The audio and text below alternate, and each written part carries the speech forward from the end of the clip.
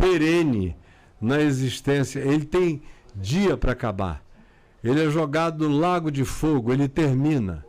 E eu vejo o inferno como uma graça divina, porque tudo aquilo que me ajuda a enxergar quem eu poderia ter sido e não fui, e que me ajuda a ver que eu não fui por causa dos meus agarramentos, com todos os meus traumas, os meus cultos ao trauma, e que impediram a minha cognitividade, a minha sensibilidade, ou que criaram em mim bloqueios para eu não enxergar o que estava óbvio na minha frente, é graça, é luz.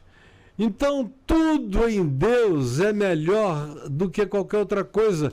E a Escritura diz que a misericórdia de Deus triunfa sobre o juízo. A cruz é maior do que o inferno. O Paulo diz em Romanos, no capítulo 6, que o primeiro Adão foi gerado para a morte. Ele, a mulher dele, aí ele gerou 2 filhos que se mataram por causa de liturgia cultica. Um chegou com um sanguezinho de ovelha, sincero, ofereceu a Deus sem nenhuma sofisticação. O outro fez um aparato estético extraordinário que seduzia Deus pela estética. Mas Deus outra vez apreciou mais o coração de Abel do que a estética de Caim, e Caim vai e mata Abel. Aí você vai seguindo essa história de Adão, é a história da gente. Agora, Jesus é chamado por Paulo, em Romanos 6, de o segundo Adão.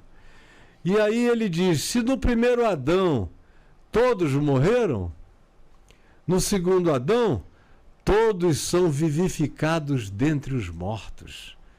Se no primeiro Adão o pecado trouxe juízo, no segundo Adão, o pecado está suspenso e justificado pelo que Cristo fez na cruz.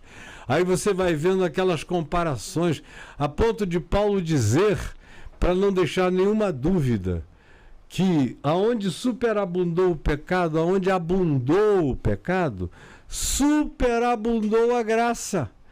Então, se aquilo que aconteceu com Adão fosse algo que tivesse uma prevalência no mundo maior do que a cruz de Cristo, do que o perdão de Jesus, do que o amor dele, do que a graça de Deus, do que a ressurreição validadora da justificação minha, sua e de todos nós, então não teria havido vitória nenhuma de Jesus.